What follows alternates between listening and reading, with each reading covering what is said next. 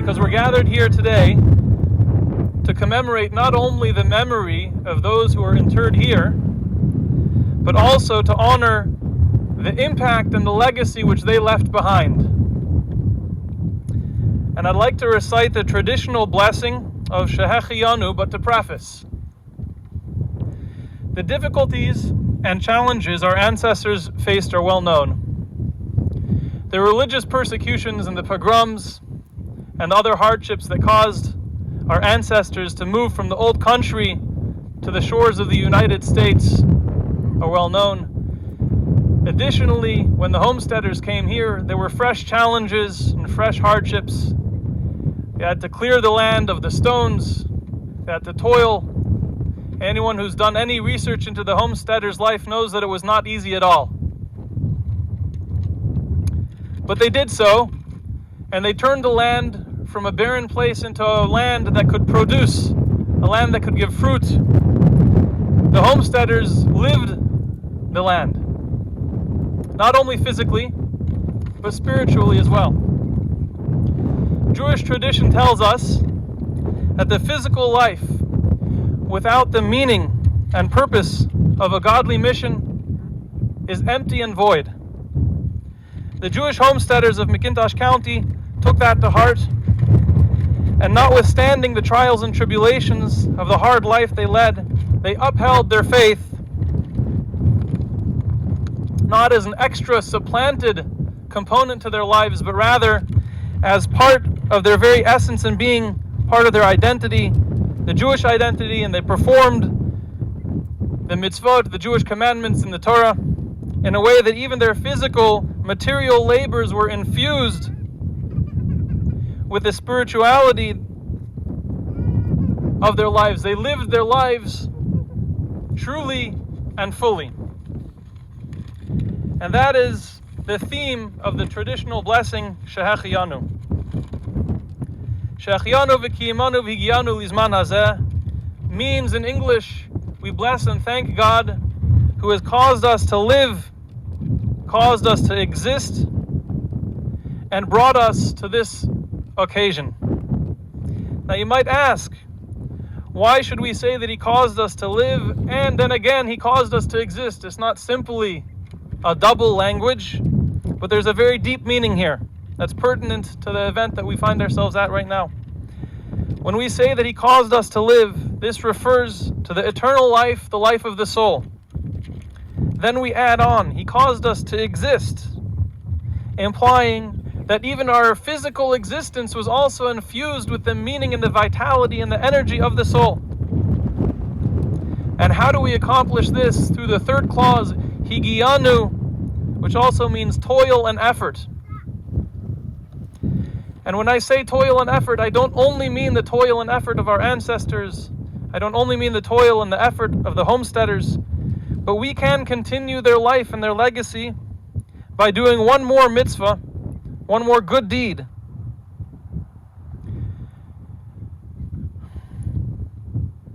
A few Jewish examples of mitzvahs that can be done are putting on tefillin, which we'll have by the reception, lighting Shabbos candles, making a blessing on food, and in a more general way, beginning every day with a moment to think about an eye that sees and an ear that hears. That's a universal message.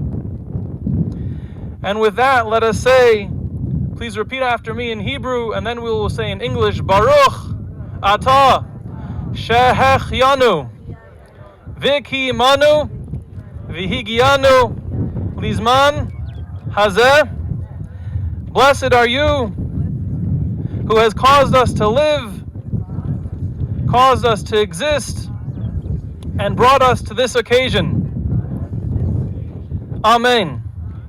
And I will finish with the L'chaim to life. L'chaim, Jewish homesteaders of North Dakota, your legacy lives on in us. We will make you proud. Thank you for beginning what we will continue. L'chaim. Thank you. Yesh koyach. Yesh koyach.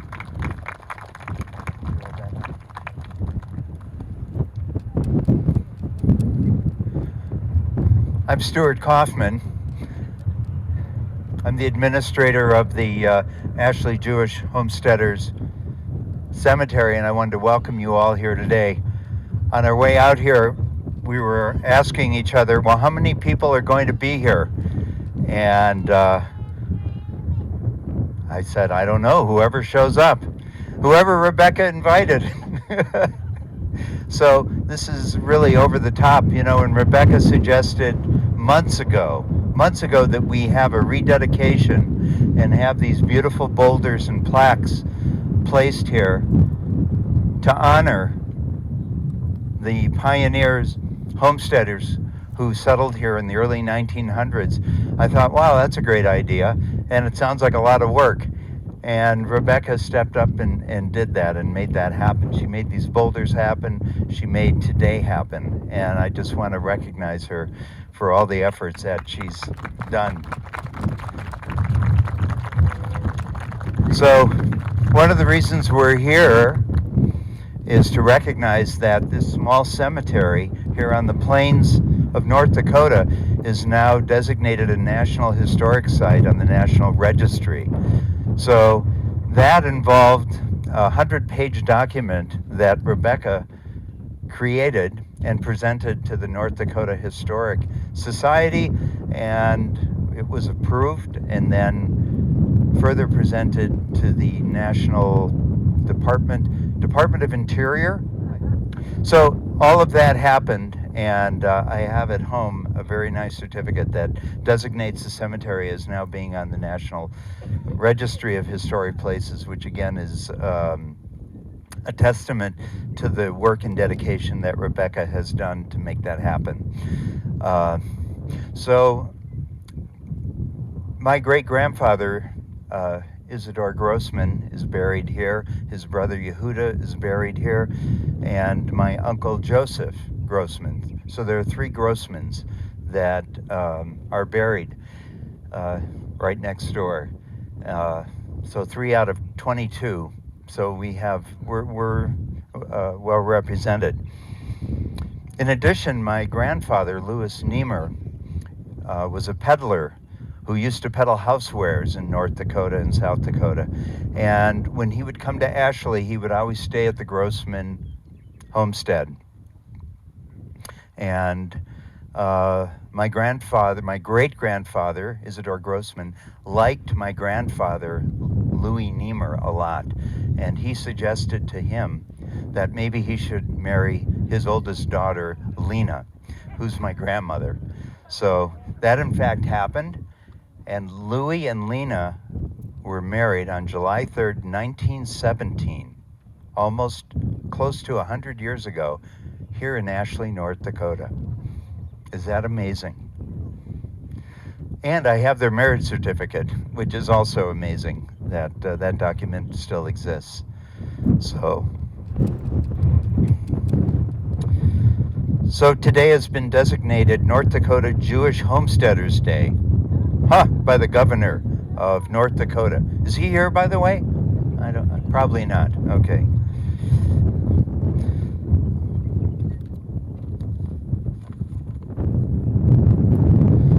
So we're here today, of course, to remember and honor the Jewish immigrant homesteaders who came here in the early 1900s. And they came here through various ways and routes, and they found their way to Ashely, North Dakota, to homestead and create a new life that they left in Russia and the Ukraine.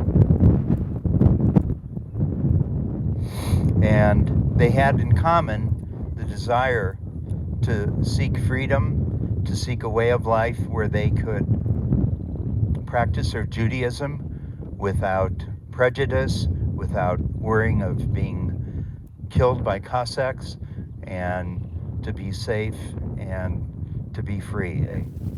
Okay, so we're going to move ahead with our program, and here's Rebecca.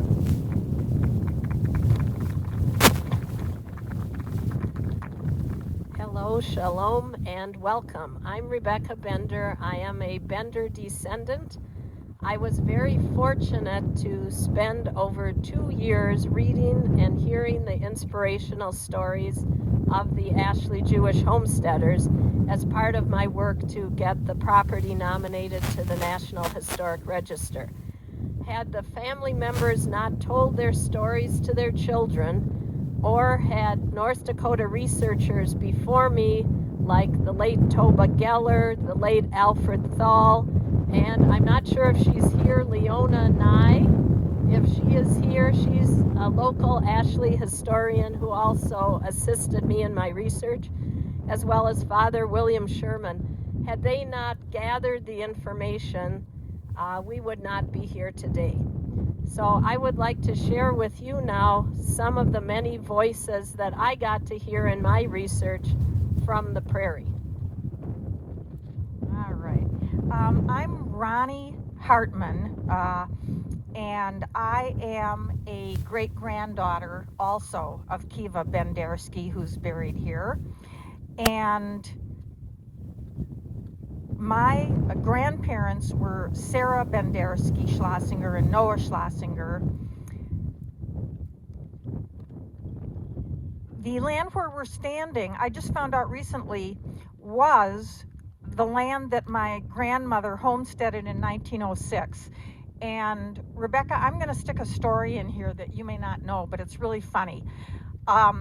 Late in life, I discovered that when my grandparents escaped from Odessa, they both wanted to homestead here, but my mother's parents, that would have been Kiva and Rebecca, would not let her come unless she was already married to Noah.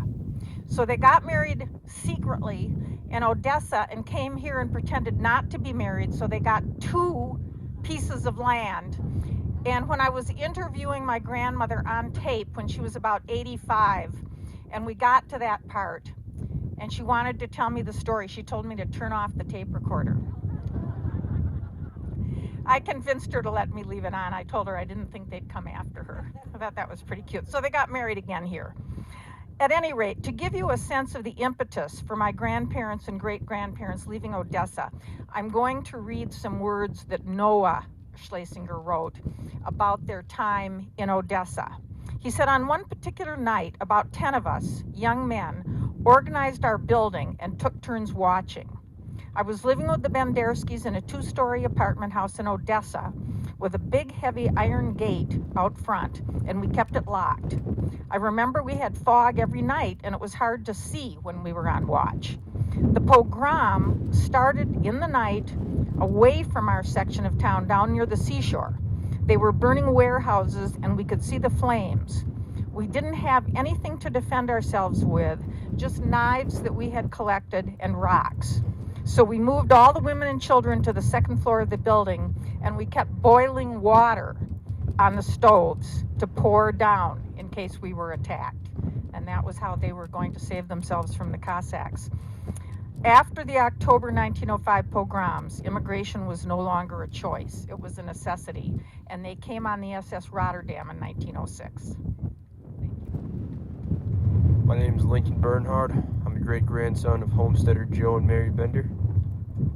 And I'm Marshall Kellner. We're also great-great-grandsons of homesteaders Kiva and Rebecca Bender. Kiva Bender was the first lay leader of the Ashely Jewish congregation before Rabbi Hess arrived to the area. Less than 2 years after arriving from Odessa, he sent in a registration of a new Jewish congregation to the annual American Jewish Yearbook, published in Philadelphia, the Ashely Jewish Congregation. Though the community had no official rabbi for 3 years after that, and no synagogue building for 9 years, they were a congregation. Until they had a synagogue for worship, services were oftentimes held in the Bender barn, where Kiva Bender and his neighbors prayed and read and discussed the 5 books of Moses contained within the Torah scrolls. Kiva Bender organized one of the first Jewish farmers' associations in the United States and used to say, "We can prove to the world that the Jew can be a farmer." In the words of my great-grandpa, Joe Bender, my only 2 brothers were killed in pogroms in Russia. My father, Kiva, said, "Enough. When we were in Russia, we heard about the freedoms in America and couldn't believe there was a land like this. Once I got to Ashely, it was a hard road to go. No experience in farming. Hired myself out as a farmhand at the home of a German farmer. Learned to handle livestock, horses, cows, farm machinery, broke in wild broncos, horses which never worked, milk cows. Thank God. It gave me strength, patience, and lots of nerve to get through. We tried to break up new land, seed in wheat, also flax. In the second year, we had a nice crop. As a farmer, we had pride to work for yourself and be independent. Our home sweet home. We had a little stove in our sod house heated with coal, but the stove was very small. We could not hold too much coal, so we added coal every hour or two. We were happy and satisfied. When people would ask me, "Do you love Russia?" I would say, "How could I love a country that treats its people so badly? I love America."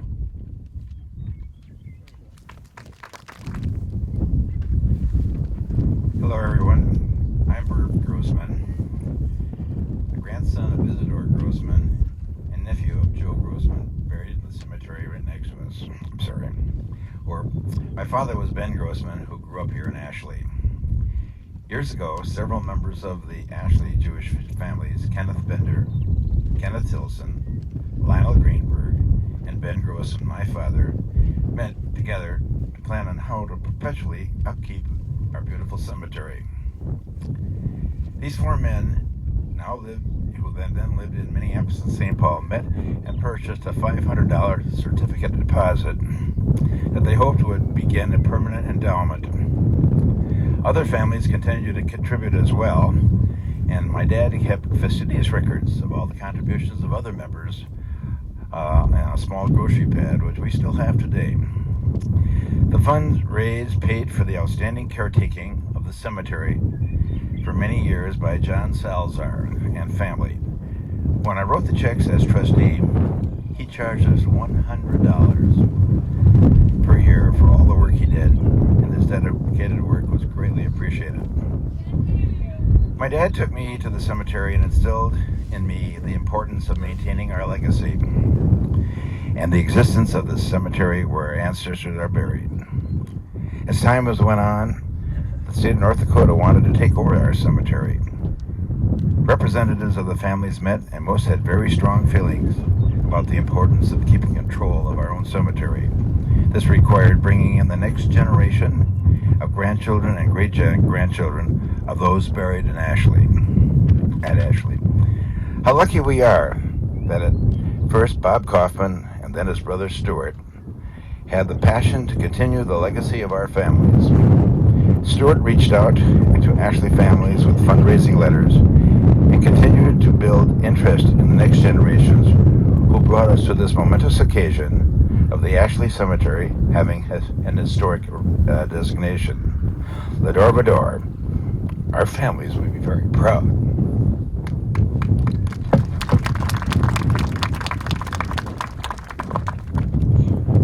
Hello, I'm Tova Benson Tilson, the great-great-granddaughter of Muriel Chaplik Rubin, buried at this cemetery, the daughter of Rabbi John J. Tilson, who serves on the cemetery board, and the granddaughter of Bob Tilson. I'd like to read some quotes from relatives of the Reich family. Alice Sachs Hamburg recalled the way she, as a child, would get big rocks out of the soil to help her parents clear the land. We built a fire on the one rock, then would pour water over the hot rock to crack it. After the rock cooled, we could dig out the pieces. It took a lot of work to clear one big rock. Homesteader Ann Rosen recalled, wolves would come up to the sod house. We got used to putting a light in the window to chase them away. There were deer, wild geese, ducks, prairie chickens. My brothers hunted to their heart's delight. When our flax crop was ready to be cut, the entire crop had blue blossoms, like a field of purple violets, a beautiful sight. I'm Herschel Premack, and my grandfather was a homesteader here with his family. The Jewish Agricultural Society must have been very convincing for him to pick his family up out of New York and bring them here. My grandfather was an immigrant from, we think, Russia. Came to this country as a teenager, settled in New York, and that's where he married and started his family. Then when land became available here, he decided to become a farmer, I guess. And so he moved his family to Ashely, North Dakota. And from there, after he was here long enough to get to own the property, he sold it and moved to Ipswich, South Dakota, and then eventually into Aberdeen, South Dakota. And that's where my parents met, and that's where I grew up. My uncle, Isidore Smilowitz, is buried here. He was 16 years old, from what I was told, when he died from a ruptured appendix. And I remember someone commenting that it was in the middle of the winter, and it was brutally cold when they had to bring him up here for the burial.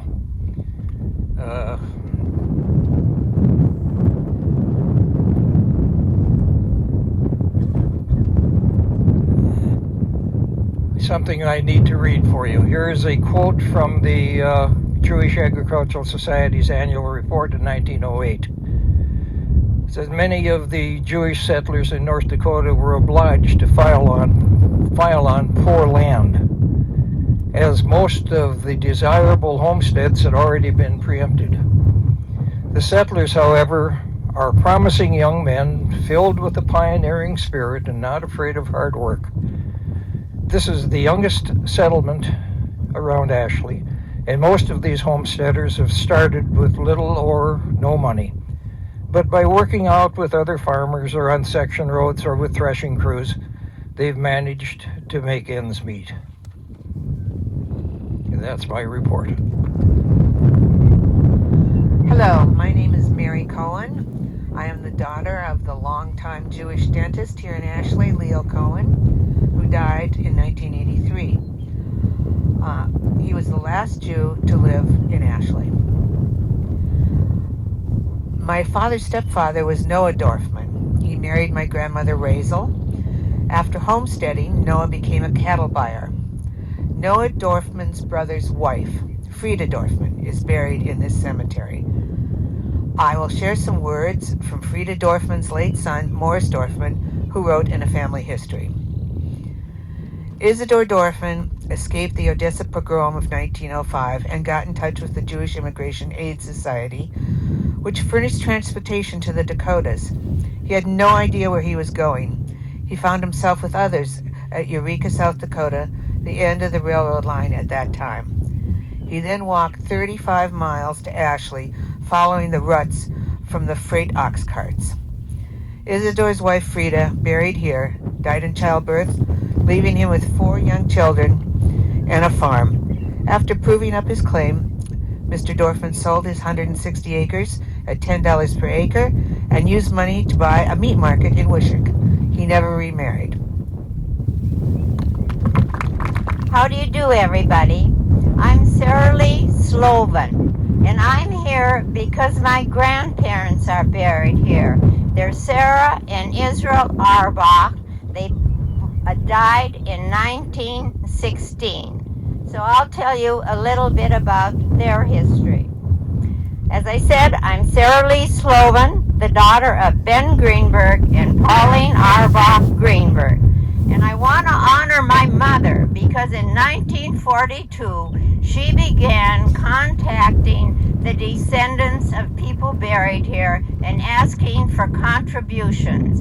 And because of these contributions, she was visiting me and my family. At that time, we lived in Bismarck, North Dakota, and she and my dad came out here, and they had the cemetery enclosed by its first fence, I believe, and also had money in an account, and found a caretaker that would come out and mow the lawn. So I'm sure if she were alive today, she would feel a great deal of pride in the number who have come out and honored the descendants of the homesteaders.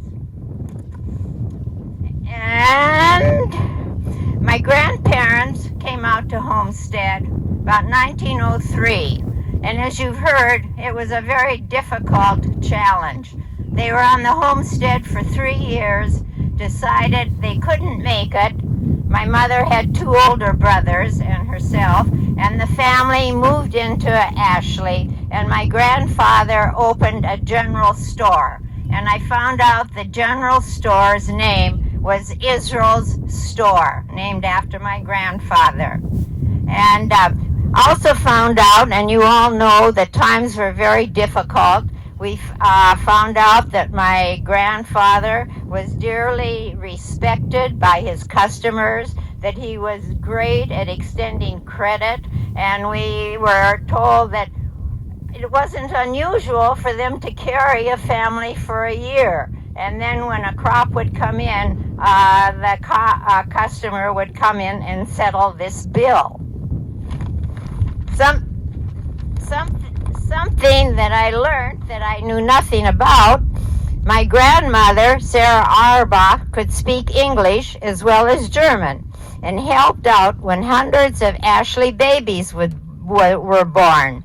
She would travel with these German farmers to their homes, and then when the doctor would come, she would translate back and forth between the doctor and the woman giving birth until the child was born.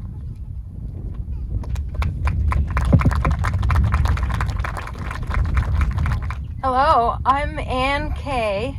My great-grandparents were Kiva Bender and Rivka Bender, and my grandparents, like my cousin Ronnie, who spoke at the beginning of this, they homesteaded this land around the cemetery, so it's very exciting to me. I feel like I'm having a homecoming here almost, because I have never been to see this land before.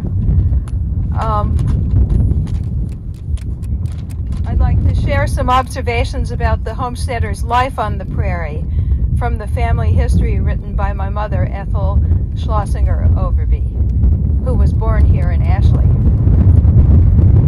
On the prairie, friends and relatives gathered frequently to talk, play chess, sing Russian songs, and consume endless glasses of hot tea, sweetened with lump sugar or varenya, the Russian word for jam.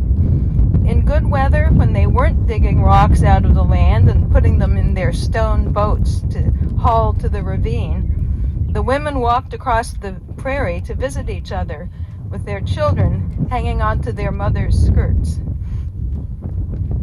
In early summer, they would gather rose petals from the brilliant, luxurious wild roses that transformed the prairie in a glory of color. The rose petals made an exquisite rose amber jelly. Sarah and Noah Schlossinger were among a group of homesteaders who missed the theater in Russia. They decided that if they couldn't go to plays, they could produce their own. Their little troupe rented the Ashely Town Hall, and people came in buggies and sleighs from miles around. Their performance of 2 Russian one-act plays was so well received, they were invited to repeat the show in a neighboring town. Noah later recalled, "We really packed them in."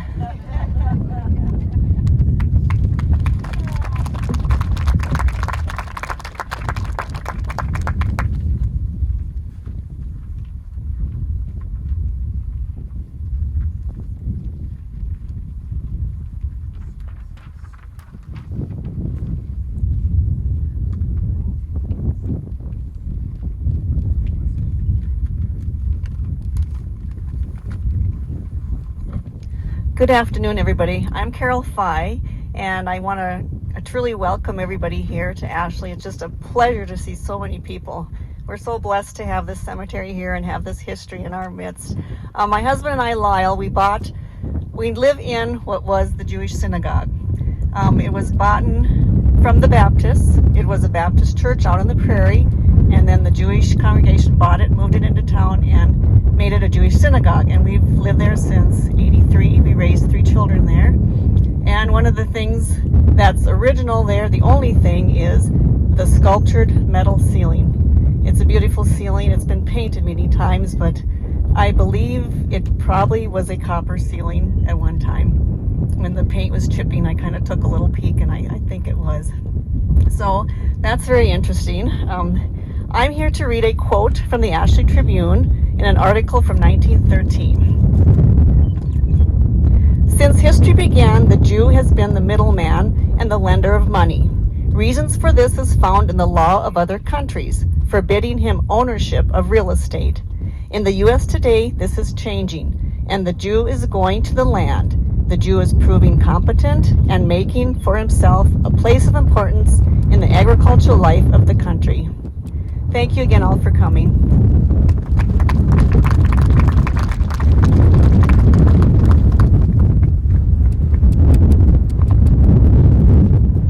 Hi, I'm Nancy Bender-Kellner, Kiva and Rebecca Bender's great-granddaughter, Joseph and Mary Bender's granddaughter, and Kenneth and Frema Bender's daughter. A young Jewish girl, Rachel Minnenberg, recalled how her family happened to end up in Ashely. Her father heard a speaker from the Jewish Agricultural Society speaking on a corner street on Dumont Avenue in Brooklyn, New York, and decided to join the Ashely Jewish settlement. The Minnenbergs arrived late at night to a dark town with deep snow untouched by footprints. Rachel remembers.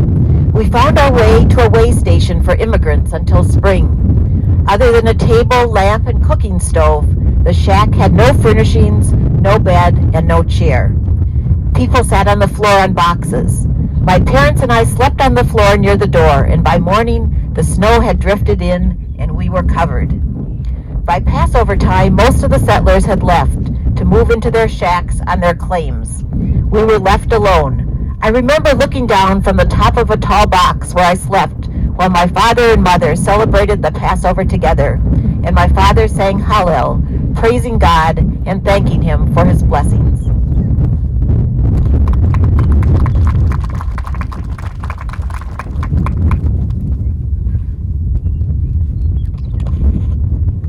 Good afternoon. My name is Barry Kellner, husband of Nancy and brother-in-law of Rebecca Bender.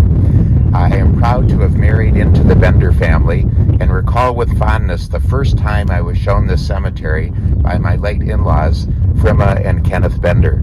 I will be reading now from an article written by North Dakota's governor in 1939, William Langer.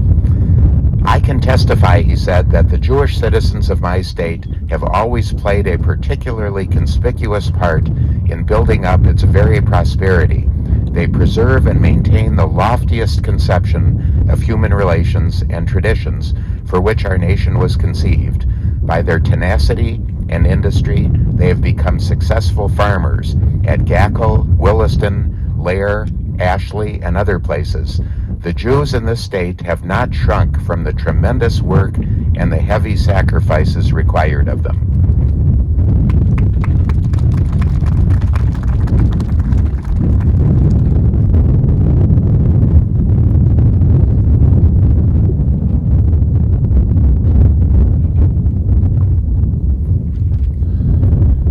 I am not Father Bill Sherman. I'm Tom Easern with North Dakota State University. I do history of the Great Plains there, and because of that I've had a long and blessed association with Father William Sherman, a great scholar of ethnic history in this part of the country. He is the man, I should stop there. He is the man. But I'll finish the sentence. He is the man who has studied in depth the immigrant groups that became a part of North Dakota. In fact, made North Dakota. Father Bill would love to be here today. His health prevents. I'm honored to speak for him. In one of his research papers in 1982, after studying North Dakota Jewish homestead communities, Father Bill stated, Jewish farmers came to the prairies in surprisingly large numbers, but today, Jews are almost totally absent from the countryside. 3 small cemeteries with tombstones and Hebraic characters remain in North Dakota to mark their rural presence. Unfortunately, the whole matter of Jewish agricultural life in North Dakota has been almost completely overlooked by scholars. Father Sherman also noted The distance from major Jewish scholarship centers has certainly made the study of Jewish farmers a rather remote research proposition. The problem finally addressed, I may say today, through the dedicated research and heritage values of the persons present here today. The listing of this cemetery on the National Register of Historic Places and this day itself are remarkable happenings, cause for both reverence and celebration. Thank you.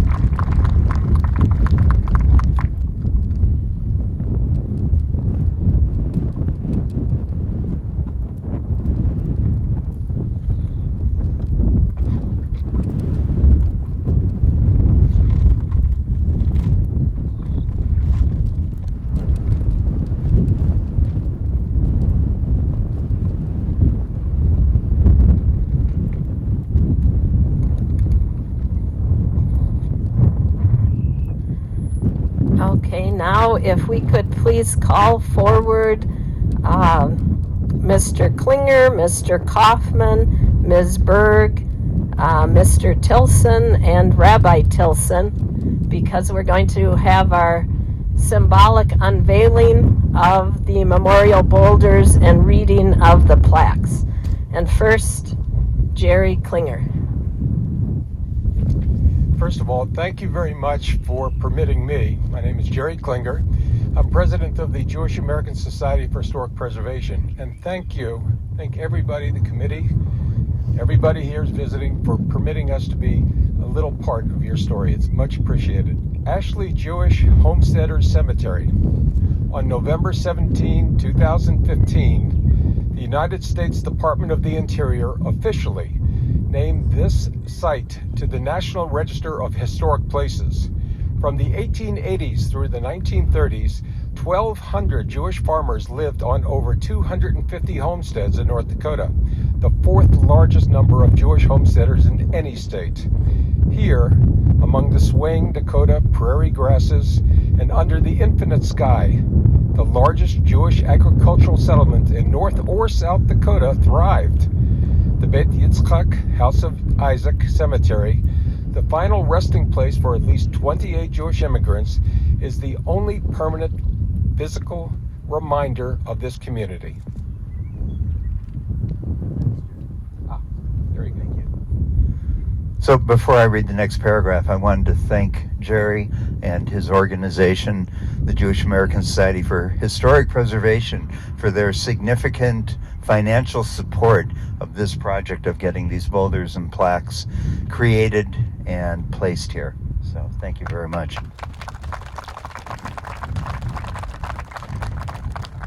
Over 400 Russian and Romanian Jewish homesteaders escaped persecution due to their faith, including the prohibition against Jews owning land for farming, and pogroms, which were organized mass killings of Jews endorsed by the Tsarist regime, and settled on around 85 farms in McIntosh County beginning in 1905. After clearing rocks and boulders, growing wheat and flax, raising cattle and chickens, and selling cream from their sod houses. Most were successful enough to own their land after the requisite 5 years under the Homestead Act, or to purchase it sooner.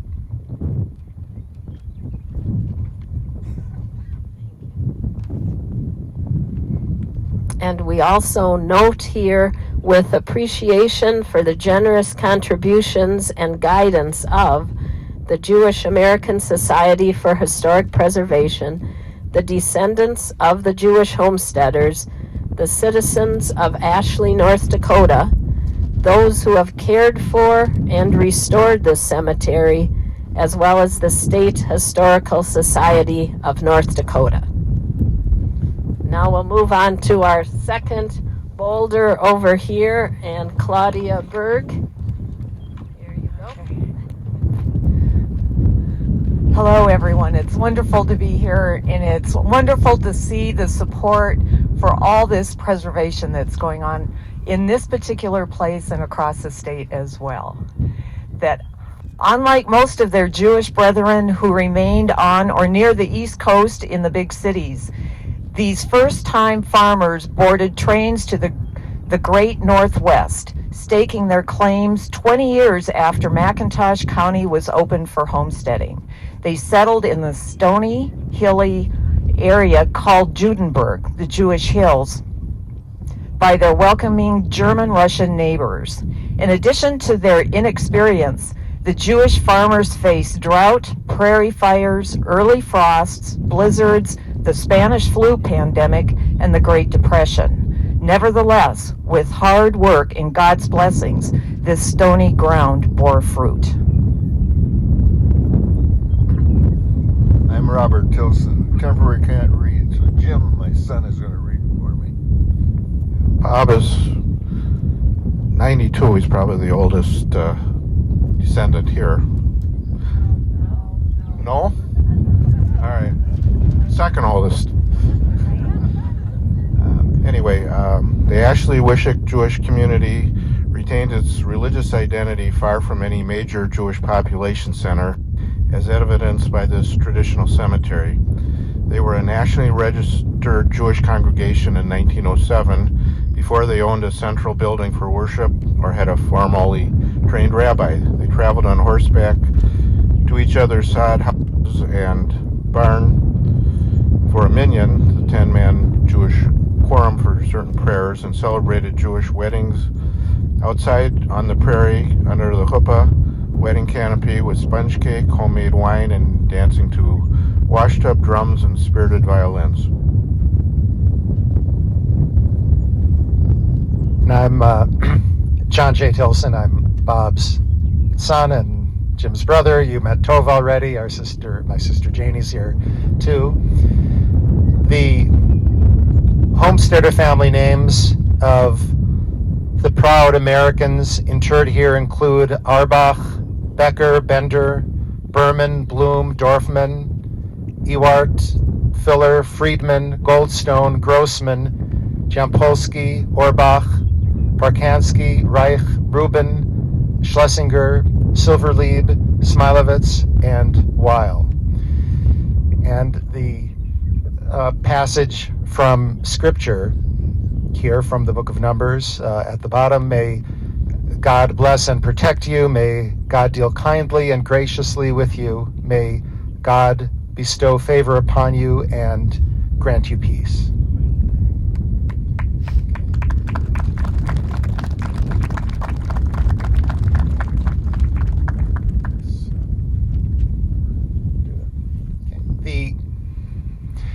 The ancient memorial prayer,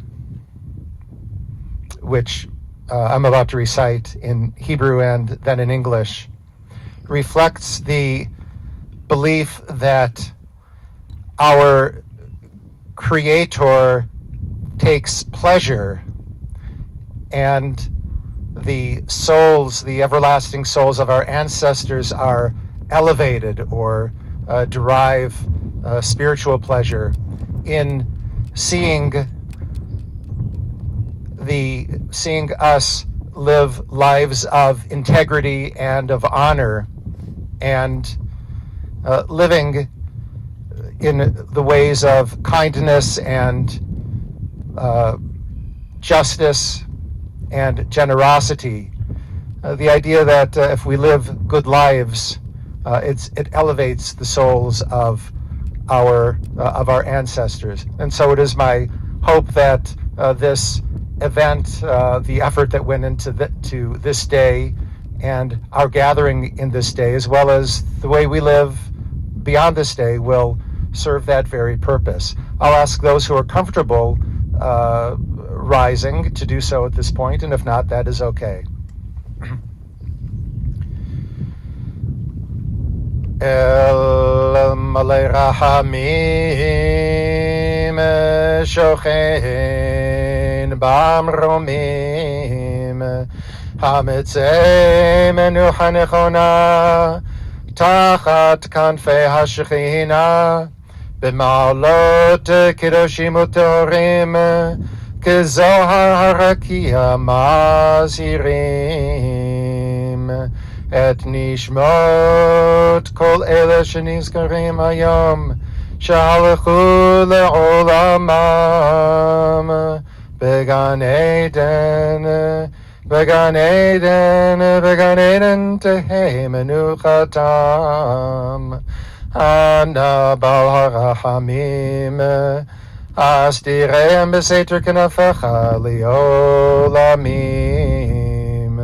Utzror bitzror chaim en nishmoteam Adonai hu nachalatam V'yanuchu v'shalom al mishkavotam V'nomar Amen.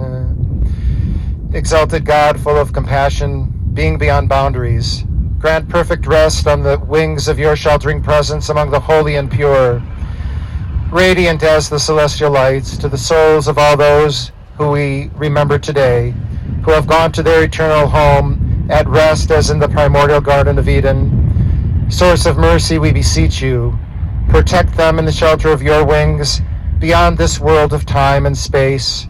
Remember all the worthy, righteous, and loving deeds that they performed in the land of the living.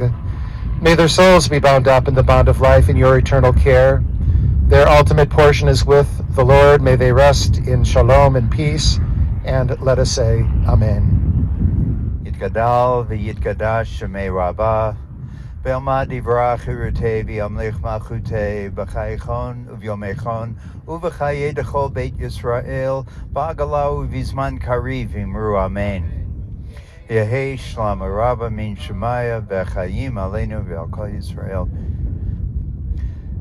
Yitbarach v'yishtabach v'yitpoar v'yitrumam v'yitnaseh v'yithadar v'yitaleh v'yithalal shemei dekudashah berichu leilam min kol birchata v'shirata tushpachata v'nechamata da meiran be'alma v'imru Amen.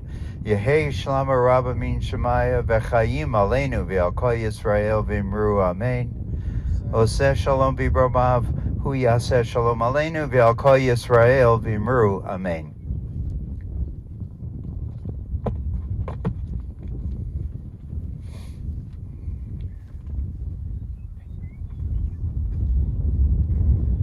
I'm a great-great-grandson of Kiva Bender. My name's Malcolm Kellner, by the way.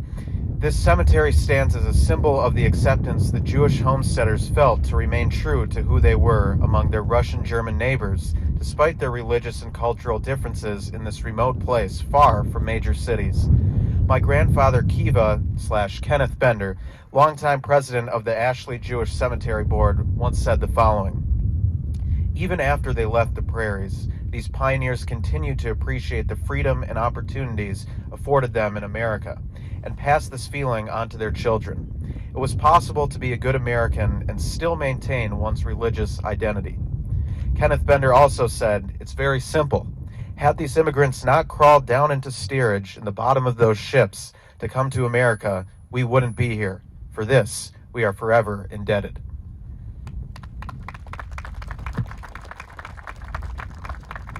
And again, I want to thank all of you for making the effort to show up today and to honor the memory and the courage of our forefathers and foremothers who came before us. Thank you.